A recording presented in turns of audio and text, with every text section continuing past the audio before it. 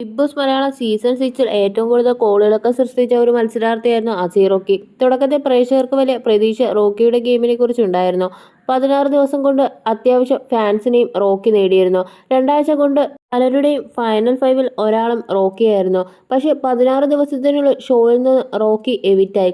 സഹമത്സരാർത്ഥിയായ സിജോയെ മർദ്ദിച്ചതിനാലാണ് Rocky പുറത്തായത്.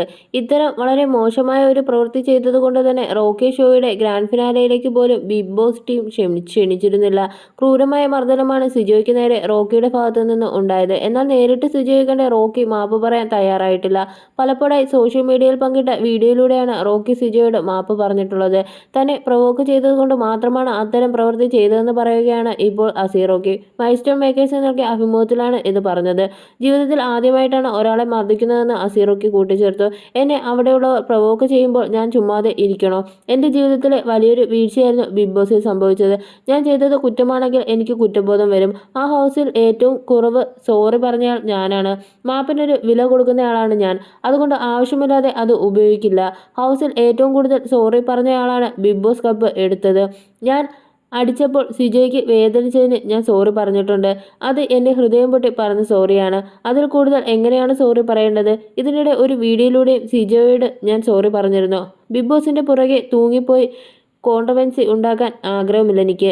ഒരു ചാനലിനും interview കൊടുക്കരുതെന്ന് big boss team എന്നോട് പറഞ്ഞിരുന്നു. പക്ഷേ ഞാനത് അനുസരിച്ചില്ല. അതുകൊണ്ട് അവർക്ക് എന്നോട് ദേഷ്യം. അവർ എന്നെ ഫിനാലേക്ക് വിളിക്കുമെങ്കിൽ വലിയ പ്രതീക്ഷയായിരുന്നു. ഋഷി, അൻസിബ, അർജുൻ എന്നിവരൊക്കെ എന്നെ ഒരുപാട് സപ്പോർട്ട് ചെയ്യുന്നവരാണ്. ഋഷി മെസ്സേജ് ചെയ്യാറുണ്ട്. ആ ഹൗസിൽ നിന്ന് പുറത്തായ ശേഷം ഇവർ എന്നെക്കുറിച്ച് ഡെയിലി ഹൗസിൽ സംസാരിക്കുമായിരുന്നു. പക്ഷേ അതൊക്കെ ബിഗ് ബോസ് ടീം കട്ട് ചെയ്ത് കളഞ്ഞു.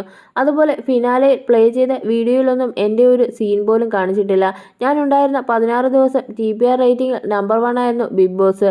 ഷോയുടെ ചരിത്രത്തിൽ തന്നെ ആദ്യത്തെ സംഭവമാണ്. അത്തരത്തിൽ റേറ്റിംഗ് ഷോയ്ക്ക് കിട്ടിയത് ഞാൻ കാരണമാണ്. 100% എനിക്കതിൽ ഉറപ്പുണ്ട്. ഞാൻ അത്രയും ചോരയും നീരും അവിടെ ഒഴുക്കിയിട്ടുണ്ട്. ഞാൻ ഷോയിൽ ഫേക്കായി നിന്നിട്ടില്ല. മുമ്പ് ഞാൻ ആരെയും ഇടിച്ചിട്ടില്ല. അതുകൊണ്ട് തന്നെ ആ സാഹചര്യം എങ്ങനെ ഹാൻഡിൽ ചെയ്യണമെന്ന് എനിക്ക് അറിയില്ലായിരുന്നു. ഹൗസിൽ എല്ലാവരും ദരിദ്ര കഥകളാണ് പറഞ്ഞത്. രതീഷിൻ്റെ ദാരിദ്ര്യ കഥ കേട്ട് ഞാൻ എൻ്റെ അവസ്ഥ എന്തായിരിക്കുമെന്ന് പറഞ്ഞിരുന്നു. ഒരു ഇൻസ്പിറേഷൻ എന്ന രീതിയിലാണ് എൻ്റെ വീടിനെക്കുറിച്ചും മറ്റുമൊക്കെ പറഞ്ഞത്.